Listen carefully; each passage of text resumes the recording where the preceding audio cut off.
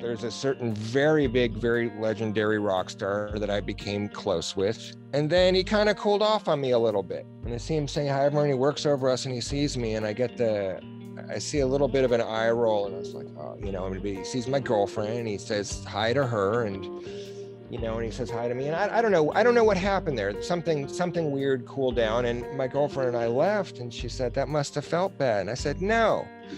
I'm like, if you told 12-year-old me that I'm going to be in this guy's dressing room, he's going to know my name, I would have been so stoked. This is okay. He's just having an experience. He's still going to, if I send him an email, he's still going to respond to me in 5 minutes. This is okay. This is fine. This isn't about me. I'm stoked. I am living a dream right now. Hi, I'm Chris Waddell. Welcome to Living It, the podcast where we join experts in the experience of being human. Be bold. Say yes to adventure. Say yes to living it. Welcome to Chris Waddell Living It, where I talk with experts in the experience of being human. Today, we have a total treat. We're going to get a chance to talk to JJ Blair. He and I were friends back in high school. He was the guy who seemed to know what was going on in music, has been a producer and an engineer since 1994, which is really 3 years out of college. We'll get to the college part for you as well. But I love the breadth of what you do. I was checking out your website and looking at some of the people you've worked with. And obviously it is a who's who of people that you've worked with. But you highlighted 4 Grammy Award winning and #1 artists. And it went from June Carter Cash to Rod Stewart to P. Diddy to the #1 blues album. So it's just, it's this, what's that? This week. This week, exactly. I mean, I know you are a man who's getting a whole lot of stuff done. JJ, thank you for joining us. I look forward to learning about your journey. Thank you. And I am, again, I am such an admirer of yours. So I was so extremely honored for you to call me and ask me to do this. Well, I mean, I have to come clean. I feel to a certain extent like I've been a stalker. Like I've watched your Facebook page and said, because there are a lot of people who are like, this is the hamburger that I'm eating or whatever. Like you're hanging out with the coolest of cool people. You've got a Wednesday jam session. You've got my curated life on Facebook. Apparently you're doing really well. We'll find out if that's actually true or not. But what I love, did you know that you were always going to be in music? I knew I wanted to. Okay. That was, I was, from a very young age, I knew I wanted to play music, and I knew that's what made me excited and what made me happy. I didn't know immediately that I could do it for a living, but that was, I knew that was something I wanted to do and I wanted to try to do. Was there a moment that just kind of that was that crystallizing moment of like, this is so cool? Yeah, it was hearing Saturday Night's All Right for Fighting for the first time, hearing that sound on the guitar and wanting to make that sound. And the guy who made that sound is now a friend of mine. And I was so excited the first time I met him to tell him, like, hey, you are the reason I have the life I have, because that was you made the sound that that made me want to play guitar, and playing guitar is what has brought me to my life.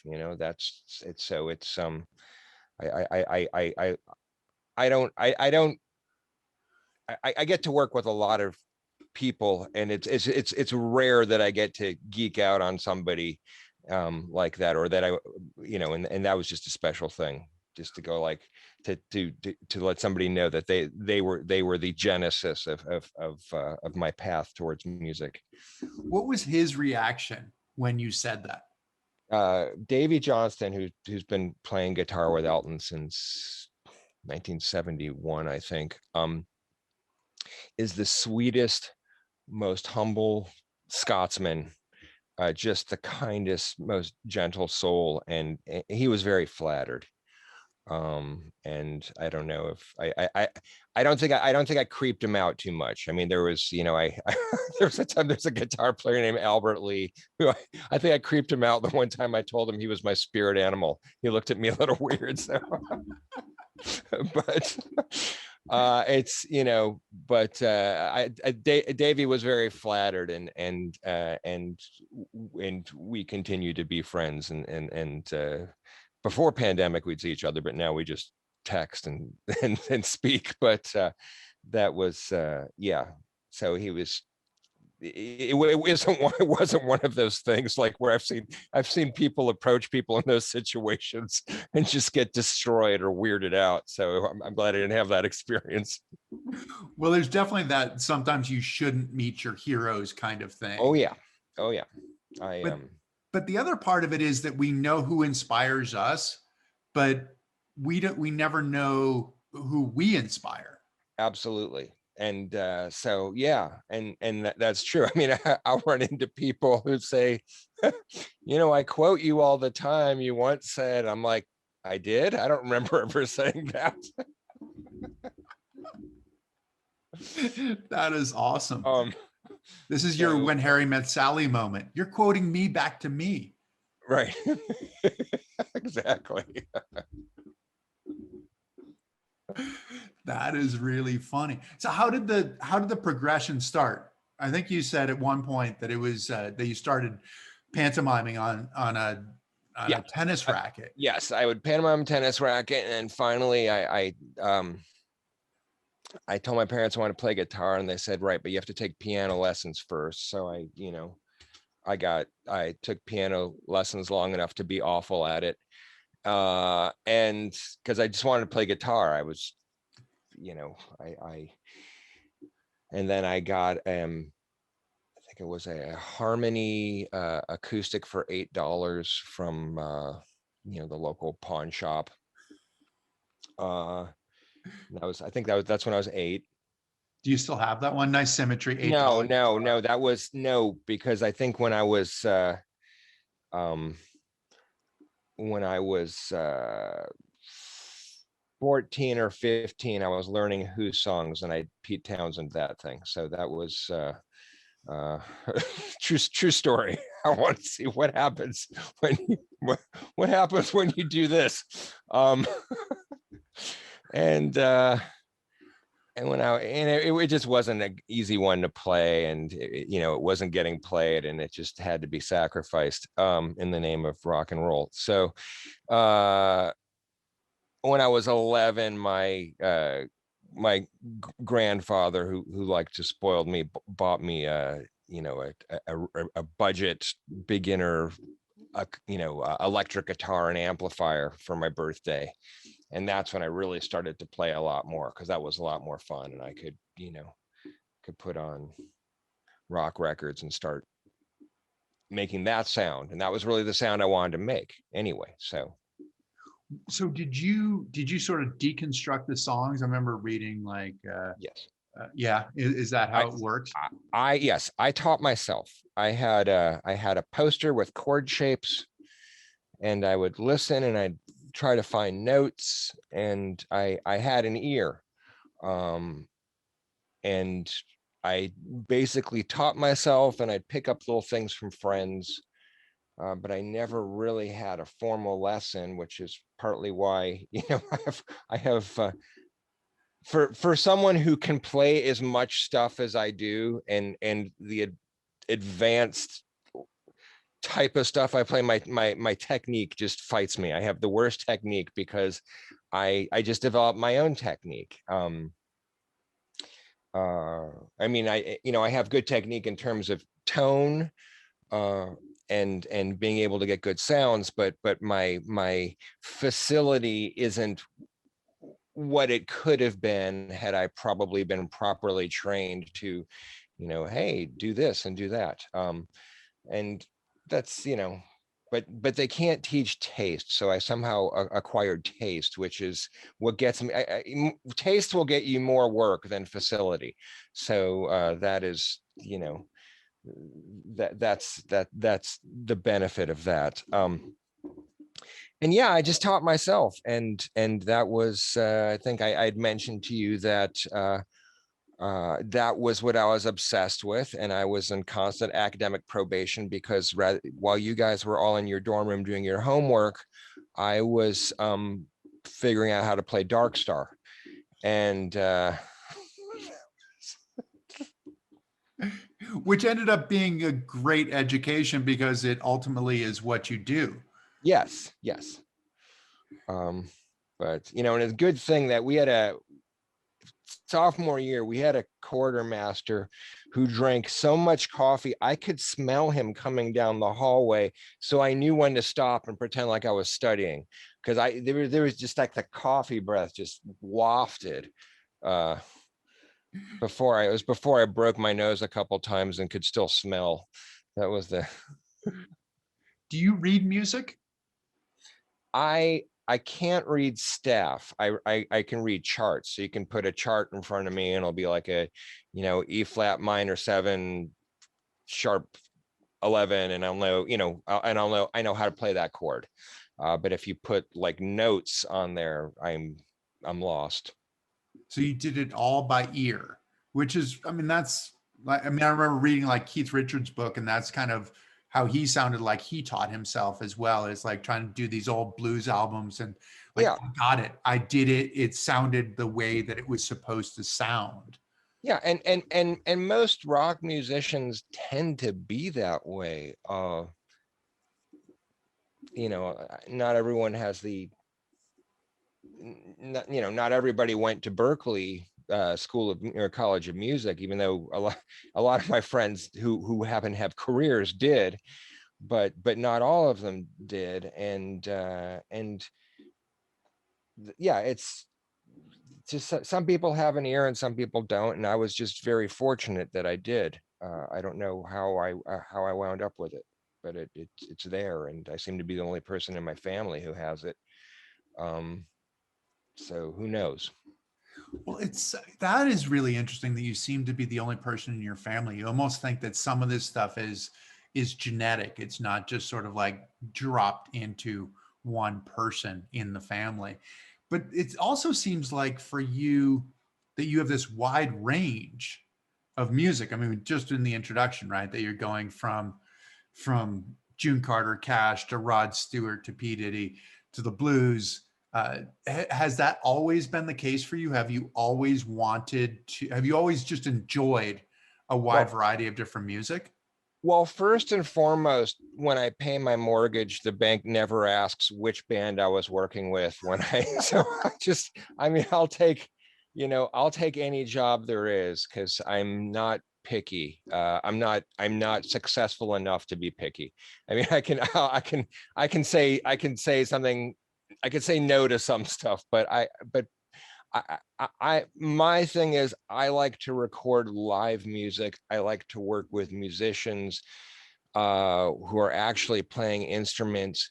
And there's a real, in terms of engineering and recording, there is an art to that that a lot of people don't have. Even just, you know, getting a drum kit to sound great is lost on a lot of people who say they do this for a living. There's a lot of guys who are allegedly engineers who get drum sounds that I'm questioning their career choice.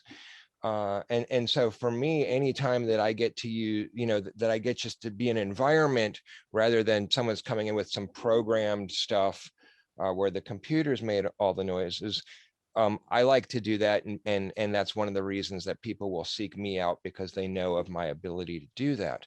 But I also just enjoy so many types of music. I don't want to you know, I don't want to get, I don't like to get into any type of dogma about what is, you know, what's legitimate and illegitimate type of music and what I can't work on. I just try to find, for me, the most important thing is a good song followed by a performance of that song. But there's great songs in so many genres.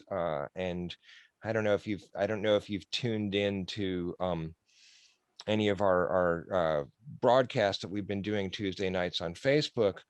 We have no set list, and we play for 3 hours, and we'll go from, I mean, like we did like Ambrosia into the Style Council, into like, we'll do that into like, you know, MC5. I mean, we'll just go everywhere. We don't know where anything is going to go, because we just like good songs. I mean, how do you segue from how do you segue from the Sex Pistols into Billy Joel? I don't know, but we do it. And because we just like music and good songs, and I happen to have four like-minded friends, even though we will disagree on some songs. Everything's valid, and there's something to take. There's a nugget in every piece of music almost, that we try to find. And you know life's more enjoyable that way. So not every run can be a groomer. no, exactly. So it sounds like in some ways that you've found your voice in some ways, but it's also like you've found your center, like your comfort with what you think is good. Did you ever have that moment, sort of like being in this industry, where you had that, oh no, what I like isn't cool, and I haven't been educated on that, and I better just keep my mouth shut? It's not so much that. I had a friend who mentored me when I was in my early 20s, who was an outright musical genius. She was a Russian emigre who moved here in the 80s, and she went to the Prokofiev Conservatory for Music as a child. Like, she was a real prodigy who you could like reach behind you and hit 15 notes on a piano, and she would just instantly call out every single note you played. She was that person. And I played her a song that I wrote, and she goes, I don't do a Russian accent well, but it doesn't work. And I go, why? She's like, it just doesn't work. I go, why not? And she's going, because I'm like, tell me. She goes, because it's shit. It's not musical. And I wanted to cry. She broke my heart. And I just thought, like, oh man, I just came up with this really cool thing. And she just destroyed me. But then she showed me, she wound up teaching me theory, and she wound up teaching me what makes songs work, and what makes a great song, because she was a phenomenal songwriter. She unfortunately died of cancer about 13 years ago, but just one of the biggest influences ever on me musically. And was an absolutely dear friend. Her name was Natasha Schneider, and she was in a band called 11 and played with Queens of the Stone Age and a bunch of other people, but just an absolute musical genius. And yeah, it was, and to hear, when someone tells you you're shit and not musical, that's humbling, to say the least. And a lot of other things. You get good by being corrected. You try to join a band, and you think you're hot shit, and because you play great, and someone goes, yeah, I can't play with you because you're not listening. I'm trying to sing and you're soloing all over me, and I can't. And I had to learn how to support other people, and I had to learn how to play in a band. Oh no, you can't just freeform, dude. You have to listen to the kick drum and the snare, and you have to lock in with them. And people tell you these things, and either you respect other people's experience and their wisdom, or you continue to be original and no one wants to work with you. And I wanted to, I wanted to get hired and work with people. So I would listen and not just go like, oh, you're an idiot, you don't know what you're talking about, which is what you see so many people do in so many areas of life, music especially, because nobody has an ego in music. And people just don't learn the lessons that are available to them. And I was, I was dumb enough to be teachable. Well, you started playing professionally when you were a teenager, right? Yeah, I somehow had a gig 3 or 4 nights a week at a reggae club in Chicago. And I did that as long. I eventually had to quit because I got tired of the drummer hitting me with his drumstick because he didn't like what I was playing. I was like, I had this, I had this coked out Jamaican named Zabula, and I didn't realize at the time there was a number of lessons I hadn't learned yet, but we had to do this little calypso set where these fire dancers came out and did a limbo in this Indian restaurant called Kadar's, really high class stuff. And and this was a guy whose claim to fame was, I guess he'd played with Tito Puente or something, but he was a real life Jamaican who played drums. But he had this thing, he would do these fills, but they would go, normally you do a fill and you try to wrap it up and land on the one, or some guys like they'll kind of bleed past the one but then bring it together, but his fills would go on so long he kind of lose track of where the downbeat was.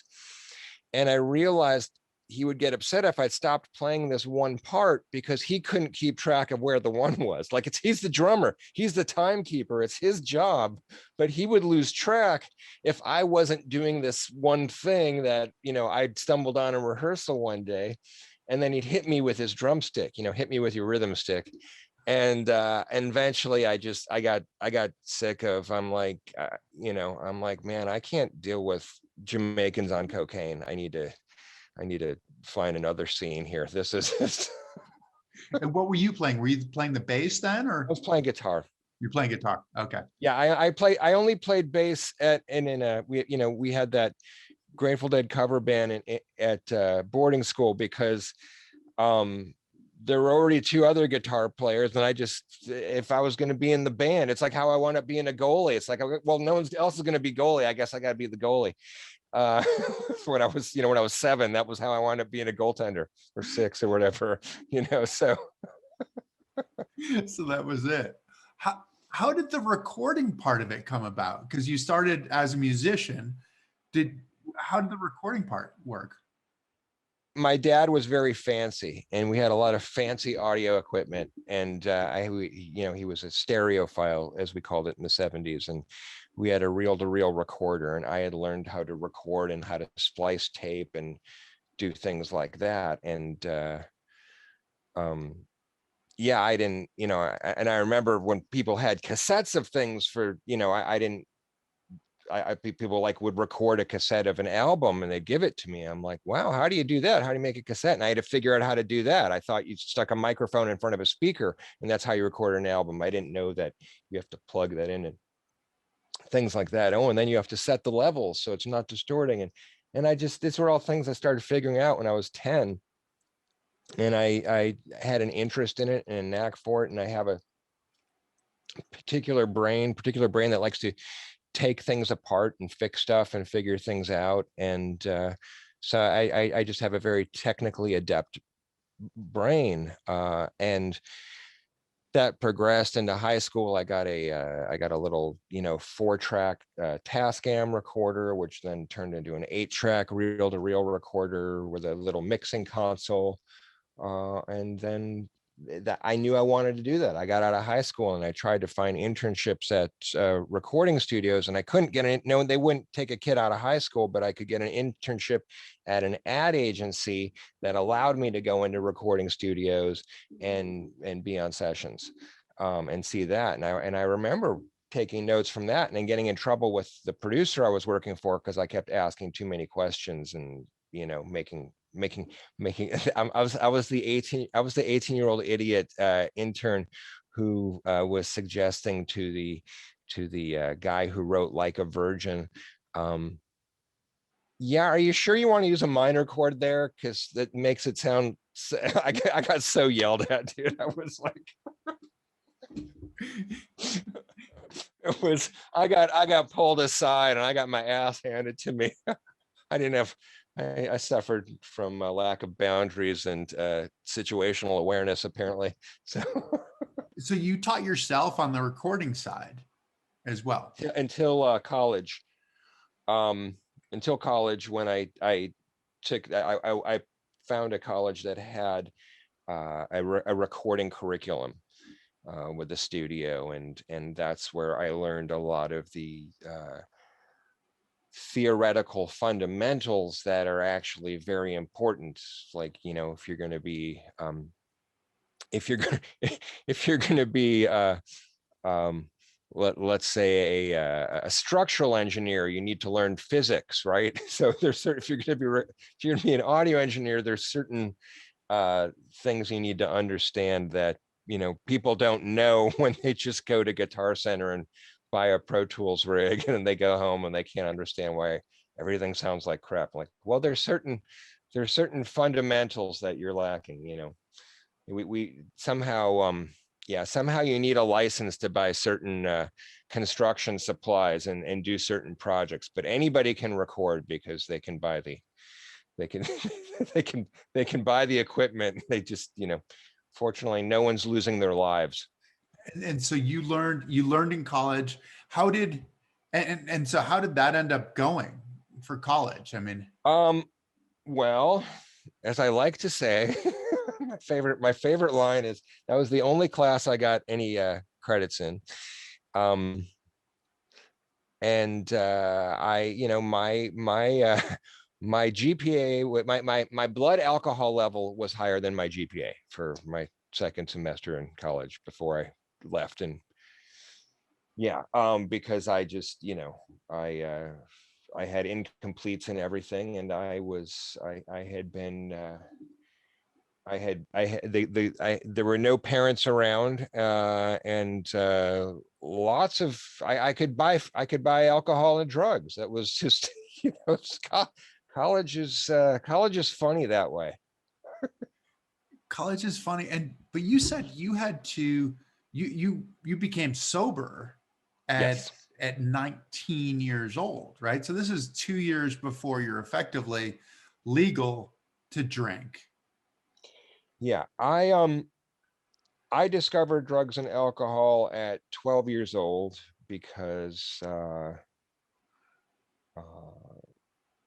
I had a very traumatic, my father was killed in a plane crash when I was 9, and that wasn't even the worst part. Just things got worse in my family dynamic in life, and there was just a lot of trauma. And by the time I was 12, I was so overwhelmed that I was saved by drugs and alcohol, even though I had I had a literal face in the mashed potatoes overdose at 12, where you wind up in the hospital getting your stomach pumped, um, because I only have one speed when it comes to getting loaded, and it's 11. It's pedal to the metal. I never quite figured that out. And so essentially from the time I was 12 and got in trouble immediately to the time I was 19, uh, I was either I'd go through periods of trying not to do anything and quitting, or just being out of control. Um, and it was just so out of control that at 19, I had to make a choice, and realize that this is not sustainable, and things are going to get a lot worse. And things were bad, and I, yeah, I was very fortunate to be prodded into going to rehab, which then introduced me to 12-step programs, which I'm still active in 31 years later, which have been, a central part of my life, and basically saved my life, and ceased the suffering of so many people around me who had to suffer from my alcoholism. Um, Yeah. Did you have to hit the nadir, the rock bottom, to be able to say this is it? Did that happen in Yeah, a moment? I'd Or was hit it the a process? bottom and I was skidding along it for a while. But bottom is essentially when you stop digging. It could have gone further. And this was the late 80s. And I was, I had the awful habit of following the Grateful Dead around the country at the time. And a lot of those people that I had known, I had watched them really turn into heroin addicts and all kinds of things like that. I knew that was the next stop on the train for me, because what I was doing wasn't working anymore. Like this, I'm like, boy, I can't turn this pain off. Nothing's working. I'm doing mass quantities of substances that are really ravaging my brain and my body, and I feel horrible. I look terrible, but it's not working, and I'm going to have to graduate to something. And I see what it's doing to these people, and I need some help, because I don't want to go down that path. And you were the one who initiated the help, though, weren't you? You didn't have the intervention, or did you? No, well, somebody suggested it to me. Someone that was concerned, someone that I was in school with, was concerned about me, and they said, I think you should go to rehab. And I was like, yeah, that would be nice. I need something.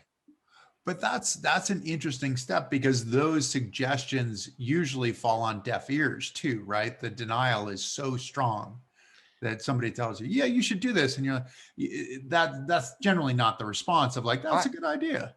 I had been trying on my own to stop so many times. I think I was on the umpteenth time that I had quit and then was back, you know, uh, being a total mess again.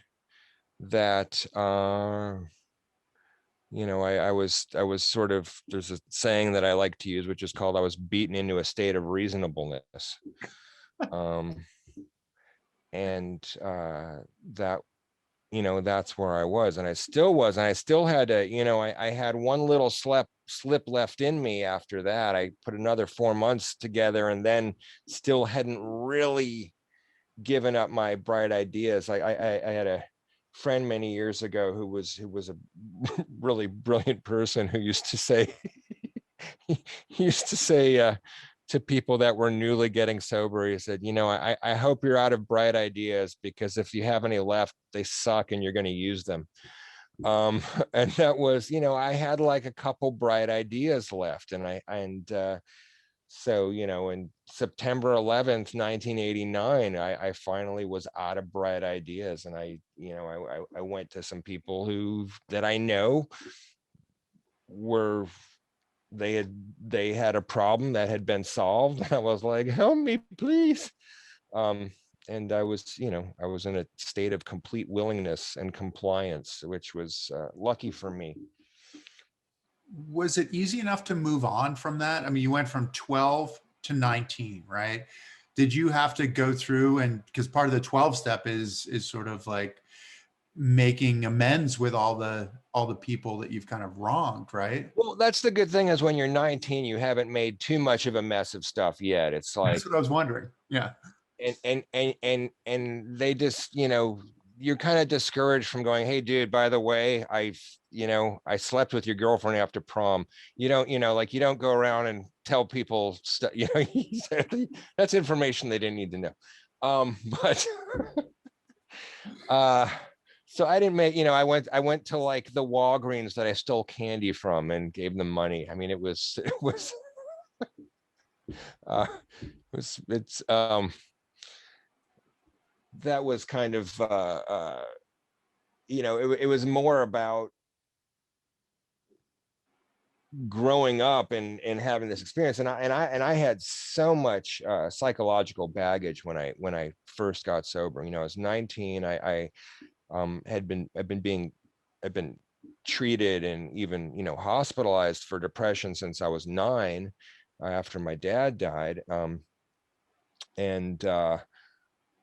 And all of a sudden I'm having, like, it was terrifying. I'm having panic attacks for the first time in my life. I developed, for the first time in my life, I developed a horrendous stutter, just like, fish called Wanda, and very painful contractions, and I couldn't talk. And so it was interesting. There was a lot going on, and I was, I don't think the fact that I was doing mass quantities of psychedelics was really helping my brain either. in terms of, mood stability.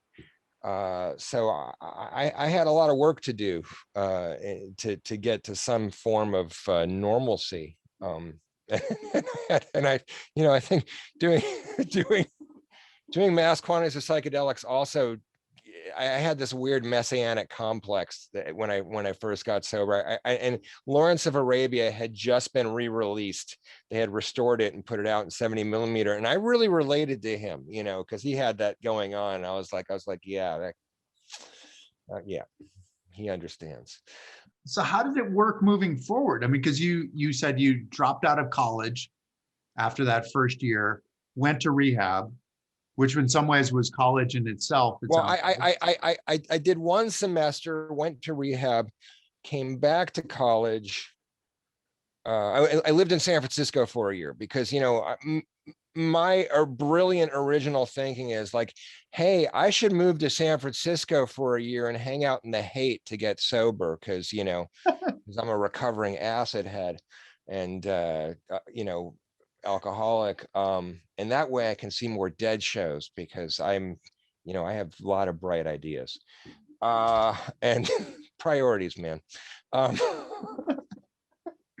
Funny the decisions you make, right? And yeah, and that was, and then I went back to school, and after about this was no, I actually I did get, there's one class I did get credits in, and it was like, and I got 3 out of 4 credits, and it was such the lamest bullshit, like you just make up your own fucking thing that you're gonna, I think I don't remember who it was I was studying or what it was. It was just, I had to pick some musical artist to do some thesis on, and it was taught by another student. So that's how lame it was. And I still couldn't even get 4 out of 4 credits. I got 3 or 4 credits. And my review that I got was from a fellow student: JJ would have done very well for this class if he'd spent as much time doing the work as he did going to Grateful Dead shows. That's the exact quote. Because I'd be like, Dwayne, I'm not going to be in class for the next couple of weeks because the East Coast tour started, and my friend, I'm going to fly out. My friend, we're just going to, you understand, right, bro? So this is the part of being out of control then, of just like. No, I was 4 months sober at the time. That was like. And so you were sober going to all these dead shows. Yeah, and that eventually ended. I actually, what did the Deadhead say when he stopped doing drugs? God, this band sucks. No, actually, it wasn't. There was I continued to do lots of shows, and I think in '90 I just burn out. I burn out on what was going on with them musically. I burn out on the people. I burn out on the people I was hanging out with. I just was like, there's got to be something more to my life right now, and I want to do something else. And I don't want to. I want people. I want to be making music. I don't want to be following other people who are making music. That's when I decided to move to Los Angeles and see what I could make happen in terms of that. Did the 12 steps give you a framework for the rest of your life for kind of making these dreams come true? I mean, I suppose they have. I mean, the whole, I hate to get too far into it, but the whole purpose of 12 steps is to give you a relationship with a power that can solve your problem. And my problem isn't drugs and alcohol. Drugs and alcohol is the symptom of my problem. My problem, I believe, is a life based on selfishness and self-centeredness that I just wasn't aware that I was living. That my observations and reactions and interpretations are all based on self-centeredness, and because of that, everything's uncomfortable. I'm constantly in a lot of fear, and I'm always trying to fix and arrange a situation, which is actually just making everything worse. And you're constantly trying to manipulate situations to alleviate those feelings. And that's, and so in terms of the trajectory of my life has been trying to become somebody who is more thoughtful about being of service to other people, and less concerned about my selfish needs, um, being a, that making for a successful life for me. I think in that respect, 12 steps has been a model of what the trajectory of my career and my life. And was depression a component of that? It's a separate thing, but depression and alcoholism are symbiotic. And when I say alcoholism, I don't speak just simply of the drinking. I speak of that sort of underlying um, mental, spiritual condition that for me, my understanding is alcoholism is a sense of discomfort and irritability that is alleviated by drinking. The alcoholism, when I suffer from alcoholism, it's when I'm not drinking or I'm not doing something to counter that. And so in terms of depression and that dis-ease, they have a very symbiotic relationship. Even though I can be very depressed and not, I've been very active in the program and gone through periods of extreme depression, but the idea to drink wasn't present. The idea to kill myself was very present because I was so depressed, but I didn't. But the urge to drink had been relieved. Um, but that was, I think I told you at one point that it wasn't until I was 40 and had 20 years sober that I'd experienced joy for the first time in my life. Because that was a battle on its own that had to be waged. That was a lot of work in a lot of areas, a lot of misinformation, a lot of survival skills that I had acquired that had stopped working, that were just causing me pain and misery, things that I had to do in order to just survive my life up to a certain point, and that I didn't realize that these are ideas and habits and patterns that put me in a homeostasis of absolute despair, that I had to learn to move away from. If that makes any sense. Does that make any sense? Yeah, no, it totally makes sense. What's it like to experience joy for the first time at 40 years old? I mean, is this like you're coming into the light for the first time I in just your I just life? realized that I didn't have the struggle every day. I didn't have the struggle of I didn't have the struggle of waking up with a sense of dread and struggling to get out of bed and go throughout my life and carry around this heaviness and this sadness and this feeling that, just sort of like an opaqueness to my feelings, and an opaqueness to sensing life, because I had such chronic dysthymia that I am always in such a low grade. If I wasn't outrightly uh, completely suicidally depressed, I just the thing was like, okay, let's just get to a point where it's just maintainable. Like, you're never going to be happy. Let's just get to where it's maintainable and you're not suicidal. So that let's just keep a limit to the bottom. That's what I thought my life was going to be like. And when I realized, oh, I don't have to be at the bottom. I could be at this place where I don't feel that constant heaviness and sorrow, that I don't feel this constant state of dread and despair. That's what joy was. That's what joy was. I was like, oh, this is, and I think I'd mentioned to you before that it was such a hard fought victory that I am no longer willing to squander my joy for any, person, place, or thing, any situation that's going to bring a bunch of drama and chaos, and despair needlessly. I mean, there's always something, it's life. You go through upsetting things. uh, one of my dearest friends in the world, he's basically been my surrogate father for the last 30 years, is extremely ill with cancer right now.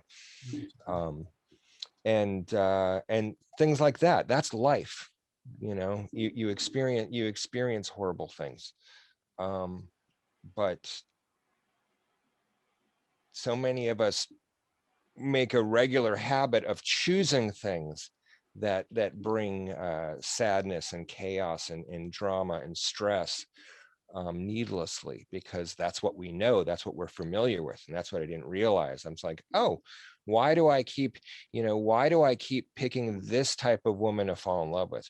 Oh, because that's what happened to me growing up. And I'm not only is this familiar, part of me goes, hey, if I can get this person who says they don't love me and clearly acts like they don't love me to love me, then I can undo this rejection and abandonment in my childhood. I didn't know that's what my brain was thinking, but ultimately that's what my brain was thinking. I'm trying to, but all I was doing was just re-traumatizing myself over and over. And I get out of relationships and, be emotionally in the gutter, and didn't realize that I just kept participating in something that was detrimental to my spiritual well-being.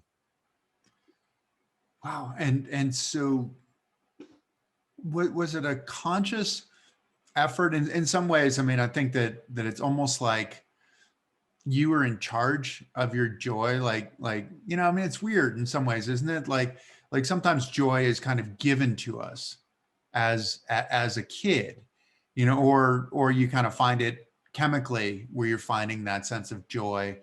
But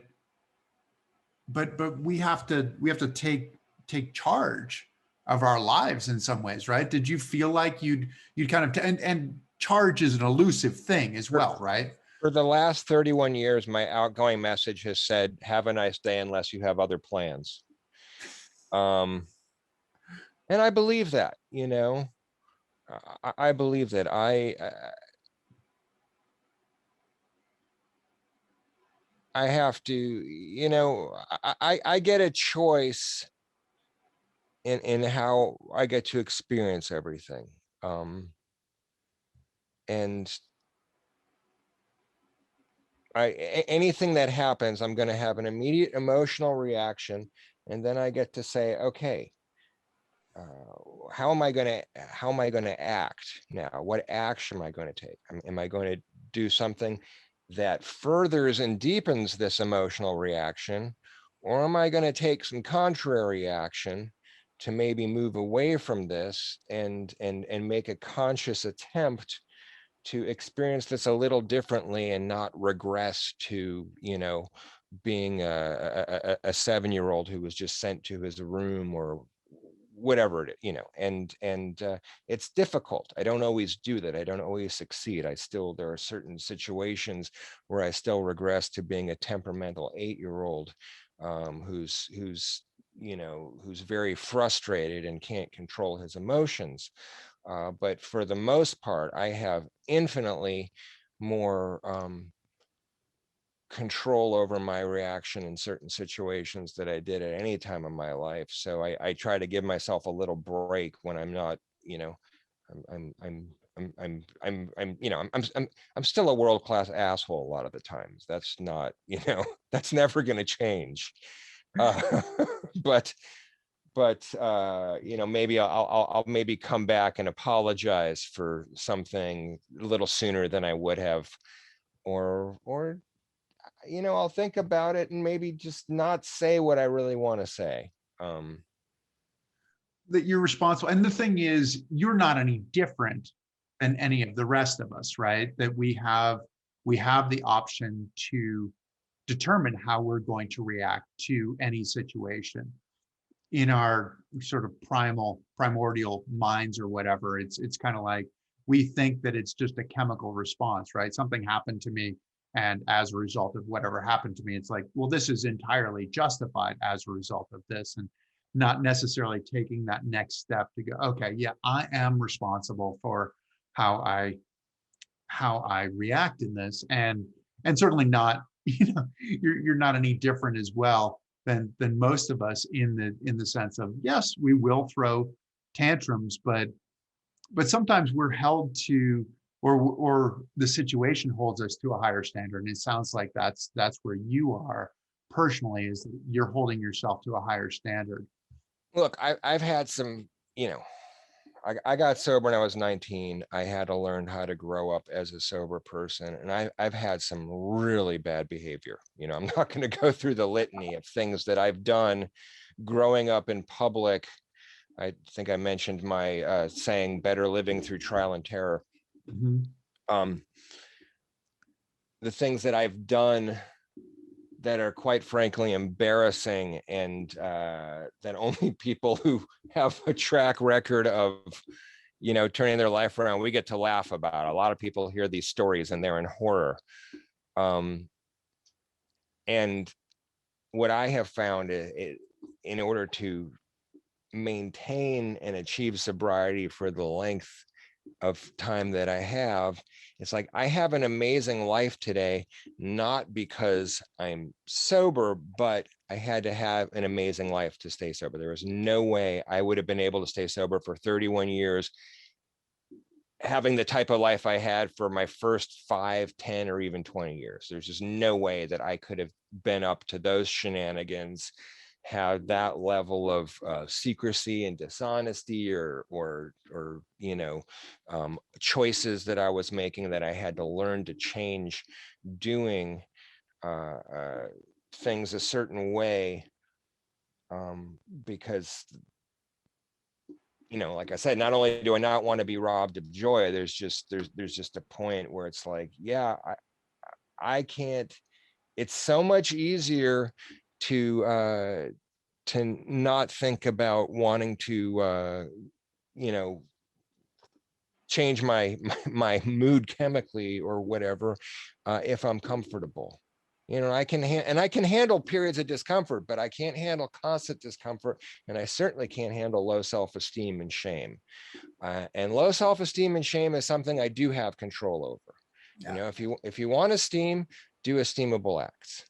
If you want self-esteem, if you don't want shame, don't do secretive stuff that that where you can't tell someone the truth about you, so that if they say, if you say to me, JJ, I love you, I'm like, you don't mean it, because you don't really know what I'm up to, right? I haven't told you everything.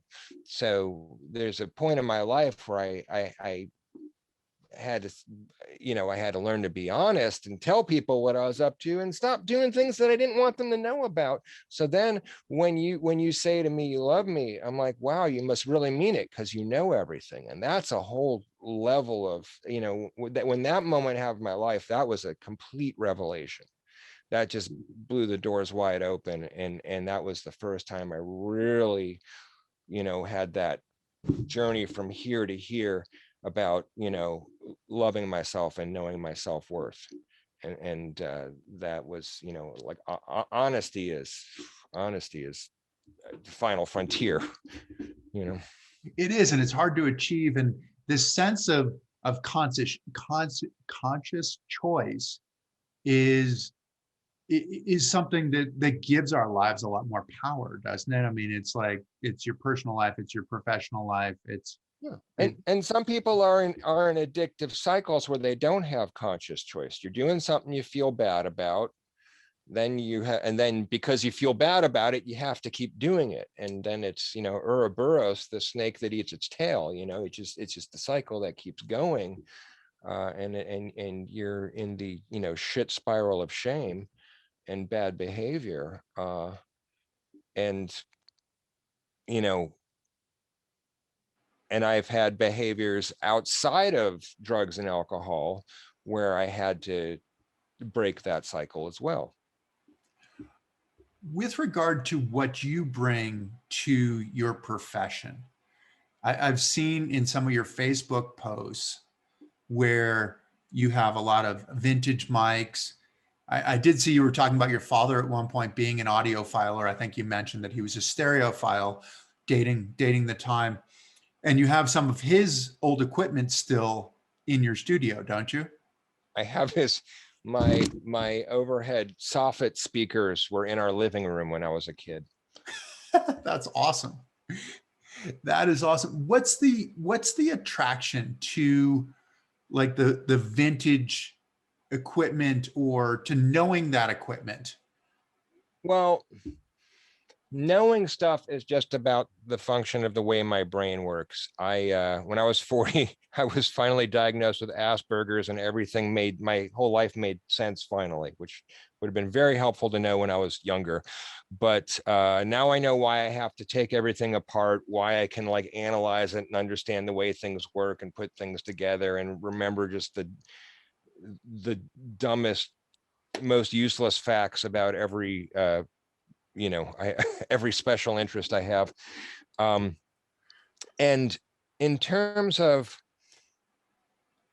there are just vintage pieces that seemingly were made from unobtainium now. Whatever they made things out of now, there was just a certain sound to certain things that people are trying to recreate it and they couldn't. But there was a period where they weren't recreating it. They were onto something new. They were onto, tube technology. It's like, that's old. No one wants that. We're going to go with, solid state we're going to with solid state transistors, which have a sound of their own, but there's a, but it's much easier to maintain. It's much more reliable. But then people finally were like, wait a second, I missed the sound of that other stuff, as much of a pain in the butt as it was. And the reason I know a lot about it is because it is a pain in the butt, and I choose to maintain it and do those things myself. And I'm very curious about it. And I just have a brain that understands a lot of this technology, so I can sit down with someone who is an expert on these things, and they explain things to me, and I'm able to grok the concepts, and I can sit there and I can take apart a lot of microphones, figure out why it isn't working or isn't sounding right, and adjust it and keep it maintained properly. And certain other gear, I can read a schematic, I can break out the soldering iron and fix things. And part of it too is, there was a point where the prices were not where they are now. I mean, the prices have gone through the roof, but you just accumulate stuff. You get done with a record and you go like, man, could have used another couple mics or another couple, preamps or something. Then you have some money, you just made a record, so you buy more, and next thing you know, you turn around and you have this, you have like, all this crap back here. And that's and then you paid this much for it then, and now it's worth this much. And so it starts, becoming not only the thing you love, but your retirement savings. So and another thing is it's sort of it's an attraction to clients, because they understand that, there's certain things that are rare, and they know, like, oh wow, I'm going to go there, I'm going to get to use this microphone, because not a lot of people have this microphone, because they're rare and they cost a lot of money. And they sound really great, and people sing on it. They're like, oh, okay, I get it, man, my voice has never sounded that good. And so they come to you because they know that you have this equipment, or you introduce this equipment thinking that this is going to be the thing that's going to help you capture the sound that the band wants, or that the singer. Well, let's get this out of the way. First and foremost, the reason guitarists have a million guitars and engineers have a million whatever is because we're fetishists. So this is like, let's be honest and say that this is a fetish, and this is this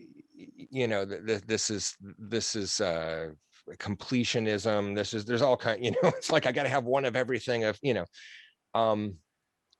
but ultimately it makes my job easier to have the things that I know they do what they do well, and it becomes easier for me to get the sounds that I need with the stuff that sounds really good. Now I can get stuff to sound good and musical with a bunch of crap pretty much, because I'll figure out what works and what doesn't work out of that aspect and sort of tailor it, but it takes a little more time, and it's not you know, not as fun. Not the perfect tool for the job.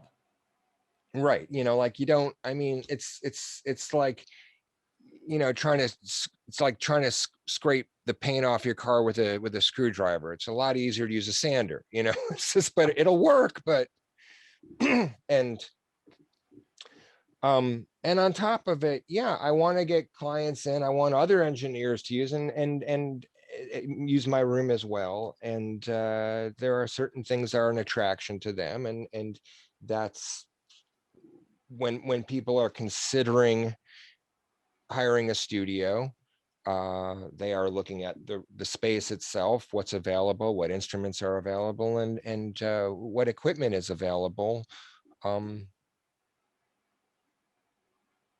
that's, I mean, think of it as think of it as you would. Do you want to, if you're a golfer, do you want to go to the community golf course, or do you want to go to one that's designed by, Arnold Palmer, whomever. Right. And that's that's kind of how people look at studios, and that also you get to price accordingly as well. So You sort of in some ways denigrated it by calling it a fetish, but at the same time, is it kind of understanding the breadth? I mean, in some ways, do you have to go wide in order to be able to go deep as well? in terms of if I have a vast knowledge across the board of knowing what doesn't work as well as what works, I don't know if that's what you mean by going wide, but Kind of knowing the industry. Yeah, I think so. Yeah. I mean, I just, I have a friend named Dave Palmer who says, my I've kind of co-opted his quote, which is eventually your experience catches up with your opinion. And what it is that, it's like I've had a lot of opinions going into things, and a lot of them I find out were wrong, and the more experience I got, and it's just, there's just no substitute for putting in your 10,000 hours and finding out what works and doesn't work. And I'm fortunate enough to I think have a knack and an understanding and an ear for, just they're one thing I like to say is this is a science and an art. You reach a certain point of proficiency, and then everything beyond that is a matter of opinion. This is my opinion of what this instrument should sound like. This is my opinion of how this should be mixed. This is my opinion of how the song should be arranged and produced. A lot of people, I don't understand their opinion. I don't know what they're thinking. I don't know what they're getting at. I guess they are technically proficient. A lot of people aren't technically proficient, but there are certain people who have reached that level of proficiency, and I just do not understand what their opinion is. And that's fine. I mean, there's an audience for everything, but I have opinions that are more well received than they are rejected, and that's sort of the helpful thing for me. And a lot of that is based on my experience plus just my aesthetic intuition, I guess you would call it. I don't know. Some of this sounds like that you had a dream of what you wanted to do as a kid. I mean, from Saturday Night's All Right for Fighting, like you wanted to be in music. And then you started getting together and doing the reel to reel and doing your own editing and creating your own tapes, getting into the industry. It sounds like one, you're kind of living your Dude, dream. my inner 12-year-old is so stoked. No, seriously. I mean, one, like how ridiculously cool is that your I'm inner I, 12-year-old is stoked. I'm like a week or two ago, I'm sitting here, I'm working, I turn around, there's Smokey Robinson, who called me up earlier and said, can I come in and work? It's Smokey freaking Robinson, and I have to remind me, it's like, yes, this is my life, and it's whatever. It's a little surreal at times. And I'll tell you a situation. There's a certain very big, very legendary rock star that I became close with. And then he kind of cooled off on me a little bit, and I don't, and it was a little disappointing. And it kind of, it ebbs and flows, and they played down, and I get to, I make a call. I get not only passes, I get like the pass to his private, his private dressing room thing afterwards. And I see him saying hi, everyone. He works over us, and he sees me, and I see a little bit of an eye roll, and I was like, oh, he sees my girlfriend, and he says hi to her, and and he says hi to me, and I don't know what happened there. Something weird cooled down, and he's a very complicated person, but a really wonderful person. And I figure, whatever his prerogative. Like, well, last time he was in town, he was calling me and asking me to help him in a situation that he was having a really difficult time. And this time I'm getting a little bit of the eye roll, like, and my girlfriend and I left, and she said, that must have felt bad. And I said, no. I'm like, if you told 12-year-old me that I'm going to be in this guy's dressing room, he's going to know your name, he's going to know my name, like, I would have been so stoked. This is okay. He's just having an experience. And I don't know, I represent something off to him that day. He's still going to, if I send him an email, he's still going to respond to me in 5 minutes. This is okay. This is fine. This isn't about me. I'm stoked. I am living a dream right now that I had since I was a kid. I used to dream about, it's like, I used to dream about hanging out with the monkeys when I was a kid. I'd have this dream of hanging with, you know what? I got to hang out with half the monkeys in my life. I went to dinner with Peter Tork one time. I was sitting at a party with Mickey Dolans, and we're talking about, this Henry Diltz photography. And I'm like, I used to have dreams about hanging out with these people. It's so, my life is so surreal. It's so weird. And that's not what makes my life great. And that's not what gives me self-esteem, incidentally. I've been able to find self-esteem and meaning in my life in other areas, so that when these things happen, I'm just in bonus rounds and I get to appreciate it. And my self-esteem isn't based on, being celebrity adjacent. But so what an amazingly mature reaction that you had to getting the eye roll from that big rock star, where it's like, oh no, let me take a step back and let me know that my 12-year-old self would be totally stoked. I mean, and this is part of what I was saying in terms of having an emotional reaction and then choosing my next follow-up to that, because it stung a little bit. I felt that stung. I felt that, I'm like, okay, I can go back to 8th grade, where I went to Six Flags with the other kids, and who all thought I was a loser. And then when I went to the bathroom, they all ditched me. I can go to that moment and look at it through that lens, or I can look at it through a different lens. I'm going to choose to look at it through this lens in present time, and not regress to being, 12 years old. And that's, and that's a gift, to be able to have that ability. And that is also a hard fought acquired skill. And I can't always access it in every situation, but it's to know that it is accessible. And a lot of the time that I can go there and not just turning into a flaming asshole whenever I have a disappointment is a blessing. But there's one thing I wanted to say when we realized we had a problem the other time that I was going to talk about. You've gotten to be, I know that some of the people you've circulated with, and you've gotten to be around some very successful people, correct? Sure. Yes. Who've attained some very high levels. And I have noticed that more than talent, or intelligence, what allows people to attain success is just relentless focus and drive. And the thing is, a lot of people, what fuels that relentless focus and drive is self-esteem, and the fact that daddy didn't show up to their recital or whatever it is.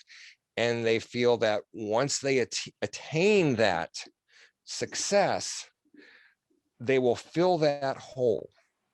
And they get to the top of the mountain and that hole is just wide open.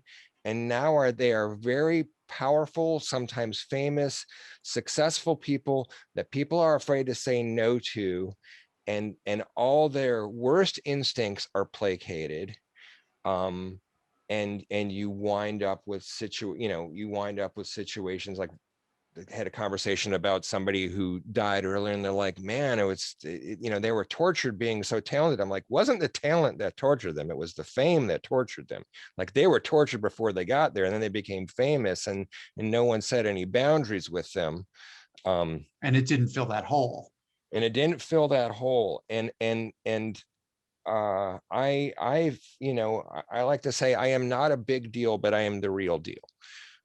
You can put me in a situation. I will not embarrass you. I will not mess up too badly. I will be a professional.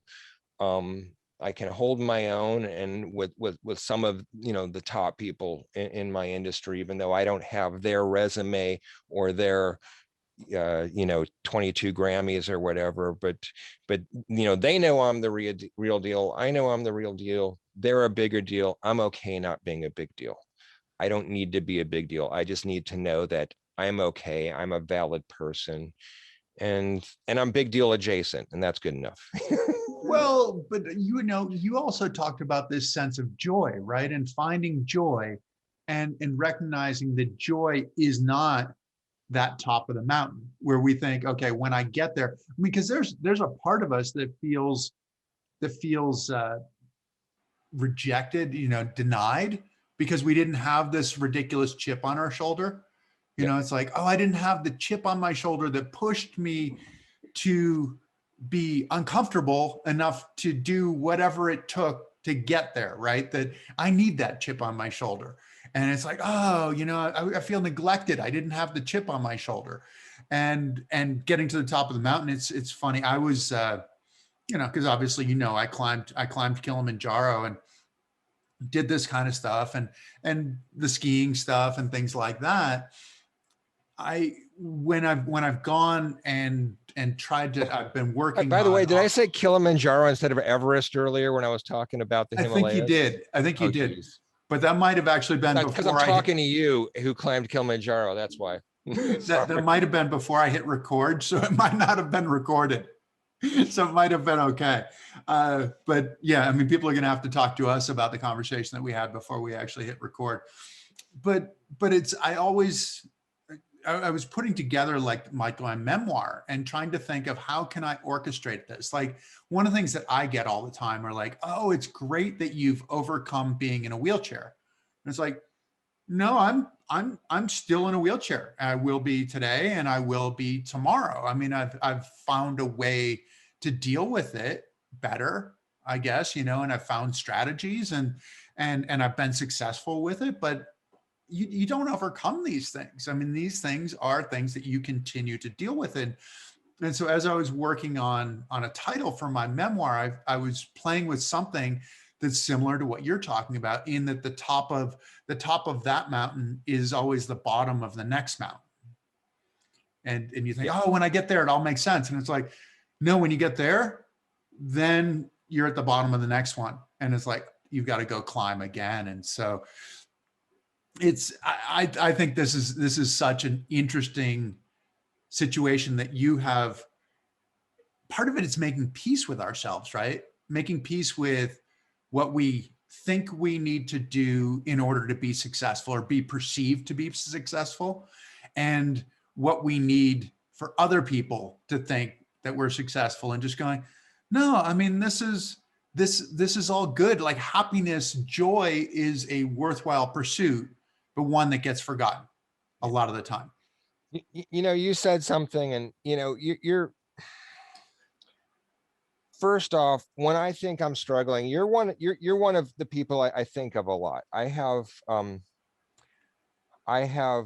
a handful of friends who are quadriplegic. I have a handful of friends who are paraplegic that I communicate with on a regular basis. My up until a couple of years ago, my tennis pro is a quadriplegic who has managed to get enough motion back in his right arm that he can kind of hold, like he'll just hit balls at you. He'll hold the basket and, thing. I mean, and what he has overcome, my main guitar luthier, who is a dear friend, is a paraplegic, who is like, as far as I'm concerned, he's the best at what he does. I have a friend who's another friend who is a quadriplegic, who is in just constant horrible pain, Mm. and any time that I think I'm struggling, it's you guys are the. I think about you guys, and I think of my friends who have cancer, and I go, man, whatever I'm dealing with ain't shit, and I'm you guys are such inspirations to me, and I don't say this. I mean, I'm not being flippant. The four of you guys are really who I think about. You are always in the, so that's why I said I was so honored for you to call me, because you are such a hero of mine. And so I try to look at this, like let's look at pandemic, for instance. I have decided to approach this pandemic is, this is the reality. I'm not going to sit around white knuckling, waiting for something else to happen. This is the reality I am living in, and I am going to figure out how to adapt and how to thrive as best as possible in this current reality, rather than complaining and wishing for, sitting around waiting for something better to happen, because I don't know when that's going to happen. I don't know. It's like having an affliction and sitting around waiting for that miracle cure, instead of going, okay, how do I move forward under these circumstances? And that is something that I have been taught by you and my other friends. It's like, different game right now, different game, different rules. How can I be successful on this playing field? And to watch your success, I'm like, dude, 14 medals, that's insane. That's insane. This is why I brag about you. I'm like, I know that guy. It's like, it's such an accomplishment and a testimony to what people can do in spite of whatever circumstances they are living in. And I try to remember that. And I just got to let you know how much, your example has meant to me, over when I go, like, I'm like, man, I got some Cadillac problems. I got problems in areas that people wish they had areas. And it's scary and it sucks, and I don't know, I might lose my home, or I might lose my relate, whatever. But this is all like, if these people can overcome that, which looks terrifying to me, I can handle this. And then if I ever have to deal with that, I can probably handle that too. I think that it's what brings us together, right? As human beings, we are going to struggle. Like that's the nature of it. Mhm. And the people who struggle the best are often the ones that we want to be around, because we want to figure out how they did it, right? It's like, what happened to you? Oh, what did you do? I can learn from that. And I think that the cool part about it is that it's the universality of it, of that we all are going to struggle. And when we recognize that we're going to struggle, we recognize that we're not nearly as different as we want to think we are. And we have different problems, but yet it's so much of how we interpret each problem. Where you talk about Cadillac problems, and it's like, oh, okay, this is a gigantic problem. I've got to figure out how to deal with this problem. And somebody else might have a life-threatening problem Mhm. and not feel nearly as impacted by it, as strange as that might sound. And it's And as if someone used to say, we all feel our pain 100%. So just because, that's, um so that's not to minimize anything that anybody's experiencing, you know but I always try to look at things in perspective. I'm like, hey, Anne Frank spent 2.5 years in an attic with her whole family, Like you can stay home for a little bit and not eat in a restaurant and wear your mask when you go out. I don't want to hear about it. Stop complaining to me. You know. And it's totally true, but we need that perspective because it's really easy to get caught in our own head Yeah. and to get caught in our own trauma and go, oh, this is it, it's happening to me. And it's like, okay, well, if you want to think that that's the case, it's going to be easy. You're hobbling yourself effectively in your way of Yeah. moving forward. This isn't happening at you. This it's just happening. It's just happening. It's just happening, exactly. But some of the stuff that happened, I have to ask about the Who thing, because I know that with our group of high school friends, that you played with the Who were probably one of your biggest Yeah. favorite bands, right? Yes. How did Well, that here's happen, well, and what did that feel? first off, here's the I got to tell you the backstory. So I told you Yeah. I told you how before I came to Deerfield, I was at another school and I was the Omega dog, man. I was just horribly picked on and abused, not just by the other students, but even by the faculty. And there was one gym teacher, there was an English gym teacher who just always picked on me and was just such a dick to me. And guess who his favorite band was? The Who. So, and who he always played during gym class. Um, so there's a little backstory for you. So I my friend Brian Q, who is just one of the most fun and most brilliant people. He is the among his many very interesting, fascinating jobs. He is the keyboard tech and ancillary tech for the Who. And he and another guy named Kevin Ryan wrote this enormous book called, there it is. It's called Recording the Beatles, right? Okay. And it has everything. It's this big, and it's everything about every piece of equipment ever used to record the Beatles, every studio they recorded in, and most of the songs exactly how they were. I mean, it was meticulously researched for 15 years, and he had to do a book release party at Abbey Road that just happened to coincide during a Who tour. So he called me up and asked me if I would be willing to fill in for him as the keyboard tech, because he knew what a huge Who fan I was. He knew that I was a responsible person and knew how to handle myself around rock stars and wouldn't embarrass him. And he didn't want to farm it out to somebody who would try and steal the gig from him. So I said, yeah, that'd be great. I'd love to do that. I was really excited. You know, and 2 weeks before that, he calls me. He says, "Are you sitting down?" I'm like, "Well, I'm lying down." I'm like, "What's up?" He's like, "Well, Rabbit Bundrick, the keyboard player's wife, is ill, and he's canceled the tour. So they have promoted me to be the keyboard player for the tour. And guess who's playing this show in San Jose?" And this is verbatim what he says, because he likes to slow roll things. He goes, "Guess who's playing in San Jose?" I'm like, "I don't know who." He's like, "You are." And I'm like, "Wait, what? What? I'm not really a keyboard player." He's like, "I've heard you play. You're great. You're better than I am." I'm like, "Well, you hear me play something I'm practicing or something." He's like, "No, you'll be fine." So Rabbit always kept a handy cam over his shoulder, and he sent me one of the recordings, and I saw what he was playing, and most of it was Hammond organ, which is on Hammond. You're doing, when you're accompanying like that, you're just playing a lot of sounds and creating motions and things like that with the Hammond, and filling space and just playing the right notes. You don't have to be very intricate to get the point across. And I have a Hammond, and I know how to do all that. I'm not a virtuoso. I'm a very meat and potatoes guy, but I was able to do it. And I had 2 weeks to do it, to get ready.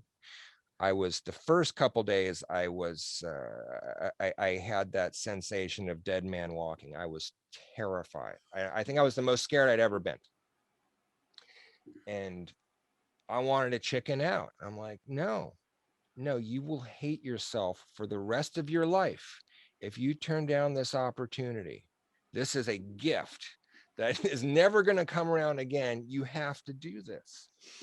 And I just sat down and I shedded and I shedded and I shedded. And I had to get up there in front of 16,000 people without ever rehearsing with the band. I didn't even get a sound check with the band. I even had like one bad mistake because based on the mix that I had was really confusing, and I lost track of the one during Baba O'Reilly during the dun dun dun dun dun dun dun. I was like an eighth off because I'm listening to the pulsing synthesizer coming through, and I realized after one bar, and I had to, and you can see in the video, you could see Pete turn around and he's like, the one, and it was so that being said, the moment, because it's still high school, the moment that I had video of me playing with them and Pete introducing me, I uploaded it to YouTube and sent that to my alumni association to tell that gym teacher. That is awesome. Because because there's just some wounds we never get over. I'm assuming you didn't. The fact that I showed up to try out for 7th grade basketball, and you made fun of me and sent me away in shame, fuck you. And that's just kind of. I assume you didn't hear anything back from him. No, but I hope, and he probably doesn't even remember being a dick to me. Right. And he probably has nice thoughts of me or whatever. But I needed that vindication. There's a really brilliant movie called Living in Oblivion.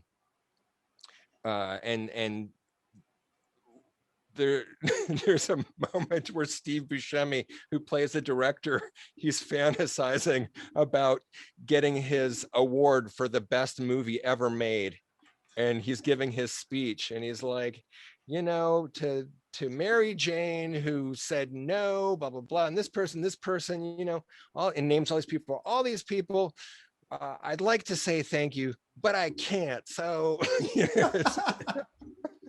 because I'm not that spiritually evolved. I talk a good game, but deep down inside, sometimes I'm just a wounded little 12-year-old who wants my pound of flesh.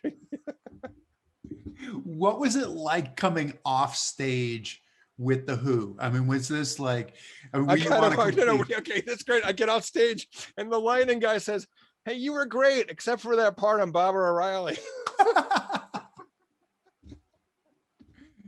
This is like you heard that. and then here's the great thing, to go even further with that, someone put a comment, on YouTube. Yeah, JJ was great, except for that part of Baba O'Reilly, and you could edit comments back then. I'm like, delete.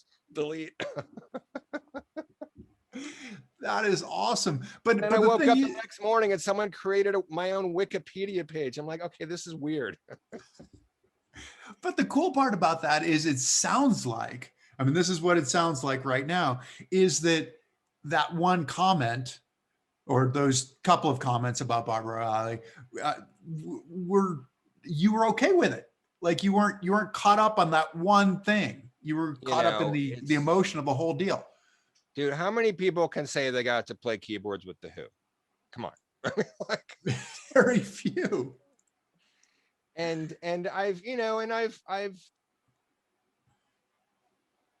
my relationship with them, continues a little bit, and my friendship with them continues, and it's fine. It's like, it's all, and it's weird because it's something like even my friends who play with like really big bands, my friend who was playing with Guns N' Roses at the time was like, dude, I heard you played with the Who. It was like, right? It's like, come on. Is that the one? Is that the pinnacle, like career-wise, that you go, this is the one? I don't know. I mean, I don't set out to be a touring musician, and that's if I had gotten to play guitar with them and do something that I felt I was really proficient. I mean, I was, where I was, I just happened to be a good enough musician that I was able to fill that role not make too much a mess of it, not ruin the concert, and be musical and professional. It's not like, I would have felt better if I got to do the gig on guitar where it's something where I could be like, oh, I killed, I was really good. Because that's really the instrument that I'm very, proficient at. And I just look at it as, man, I was in the right place at the right time. Sometimes I lead a very charmed life, and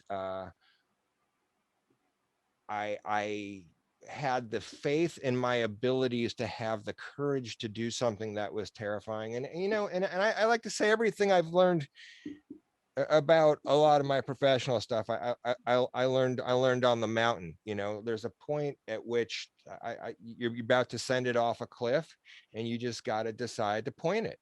You can't hesitate. You hesitate, you're gonna have a bad day.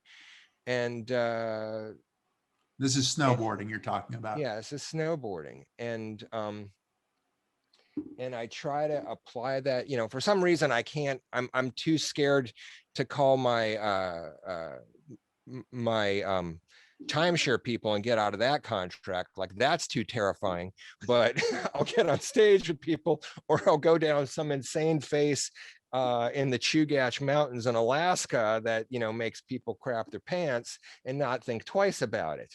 And there's just certain fears I have learned to just move through and just sort of embrace the fear, take the warning from it, because fear is definitely your friend. You can't ignore it.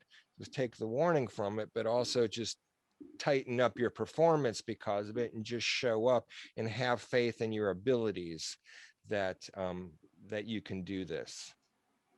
Is that some of the returning to essence that you use in your profession? But even like, I've seen you reconditioning guitars, and I mean, it seems like there is through Facebook, there is an easily comprehended love for this piece of equipment, its significance, its connection to you, to the world, to music. Is that part of the simplicity that you're trying to achieve, or that you need to achieve? Boy, I haven't really analyzed it. I just kind of do it. That's awesome. I'm just kind of, it's like, hey, I'm supposed to start this mix. I'm really not feeling it. Man, maybe I should refinish that bass that has the wrong finish it's been driving me nuts. Like, sometimes that's all it is.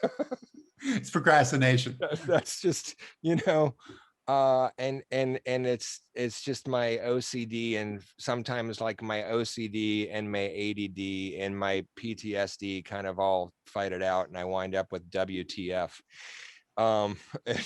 It's just, that happens sometimes, where I'm just like, but yeah, it's just more kind of that it's like, this isn't right, and I need to fix it. And I don't know that I'm thinking spiritually about, like, I need to do God's work and return this to its original state. It's more just like, it's wrong and it's bugging me, and I have the ability to do something about it, or I'm going to learn about how to do something about it and make it right. And that's really as deep as my thinking goes. It's just it's an eyesore. It's keeping me up at night. I got to fix it.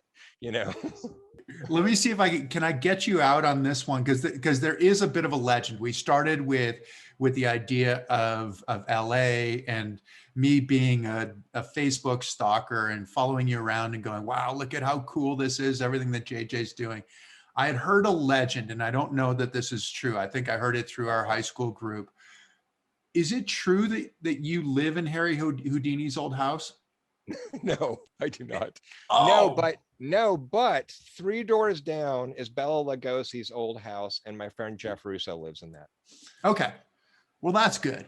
I've told people for years that you live in Harry Houdini's old house, and if you did, I wanted to know like all the intricate little back ways and secret passages. And no, sadly, no. Oh well, I got misinformation. It's a cool old 1920s house, but nobody note. I think some some TV writer with a bad coke habit had in the 80s, and that was there was just a lot of weird black lacquer and whitewash stuff that happens when you do coke in the 80s. Well, some of that stuff did happen, and that's a mark on history, right? The 80s and Coke and all that stuff. What's next for you? What Um, you know, I have some work on my plate. I think I discussed with you. I have a personal matter that I'm just kind of has my whole life on hold. I'm going to see where that's going. And I'm trying to thrive in the current state of things under these conditions. I'm in the middle of mixing a record. I have another record to mix. I'm going back to Alaska to go heliboarding. I'm going back to Nashville to record another record in April. Um, you know, my life is amazing. I don't know. I don't know how. I mean, I do know how. You know, and I had I had a plan, and I had to take a circuitous route. You know, I did not take the left turn at Albuquerque. I had to take a circuitous route, and it was my focus, and I kind of wound up doing what I love to do, and I worked really hard to get good at doing it and put myself in situations where people noticed it and gave me opportunities, and I made sure, you know, I still get scared when I show up for certain jobs going like, you know, and I do it, and I'm like, oh no, I can do this, I can handle this, this is my thing. um but as you said before, you believe that your best work is in front of you as well. yeah, I'm always trying to learn. I'm still trying to, you know, I hear people say I had to give up hockey a couple years ago because I got tired of having shoulder surgeries. But I would hear guys say like, no man, you can't improve past the age of 40, which I thought was nonsense. I was still taking skating lessons after 40 because I'm like, you know what, I there's parts of my game that could improve, you know. And it's the same thing. I'm still trying to learn new things as an engineer. I'm still trying to learn new things as a musician, as a producer, and just as a human being. I don't, you know, I think that's what keeps you young. I mean, I had to go on this horrible gluten-free diet because I found out I have a terrible allergy to gluten. So I've lost like 16 pounds in the last month. And so I don't look so good now, but I usually look very youthful for 51. I'm a little You look gaunt great. at them. I'm a little gaunt at the moment, but you know, I'm a very youthful person, and I'm fortunate to you know to be able to be active and everything. But I just try to stay curious and keep improving on various things in every area of my life, whether it be professionally, you know, mentally, spiritually, uh, you know. Um, and that's what's next for me. Just whatever's gonna get laid in front of me, I'm just gonna try to keep doing a good job and hopefully do something where I go like, wow, like that. You mentioned Joanna Connor's record that debuted at #1 on the blues Billboard chart, whatever that is. But it's very exciting for me because I mean, it's like, wow, people are listening to it, and I'm really proud of the work I did on that because my producer on that, Joe Bonamassa, asked me to do something I'd never done before. And I took a couple guesses of how I'm going to do this and how I'm going to achieve this sound. And I listened to it. I'm like, man, that's cool sounding. I can't believe I pulled that off. I came up with this and this really works. And, you know, it's like, that's like, wow, I'm proud of myself for that one. And that, you know, and that's 3 records ago that I mixed. And so I know I'm going to have some more opportunities to do something that excites me and challenge myself. That to me sounds like an absolutely great place to end, because I think what you're doing is you're juxtaposing that that idea of if you get to the top of the mountain, you can fill that hole in your soul, as opposed to effectively filling it with curiosity every day. Yeah. Just go find a bigger mountain.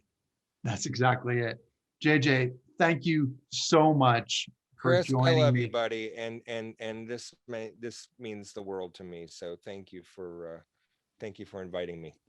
You know what? Thank you. And it's funny because you say that, and I was nervous sending you the text to say, hey, would you be on my podcast? And you came back like 30 seconds later and said, of course, I will definitely. And I'm like, oh, cool. All right, awesome. This is great. So thank you. Keep up. I look forward to seeing you when I get to LA at some point. If you make it out to Utah, definitely come find me. Yeah, I'm gonna don't be mad when I take you up on that. Yes, I'm hoping our house is done soon, so we might have some places to stay. But please do that. Thanks again. Keep up the great work. Love following. I brag about you all the time, so it's a mutual adoration society here. But for everybody who's joined us, thank you very much for joining us on Living It. It is experts in the experience of being human. Please, if you enjoy this, tell your friends, tell other people, subscribe on Apple, on Spotify, on YouTube, and follow us, and we'll keep churning it out. Thanks very much. Take care. Thank you for joining us. Please subscribe to Chris Waddell Living It for more stories on the adaptive community, the Paralympics, artists, athletes, entrepreneurs, experts in the experience of being human. Also follow us on Spotify, Apple, Facebook, and Instagram. I look forward to seeing you next week.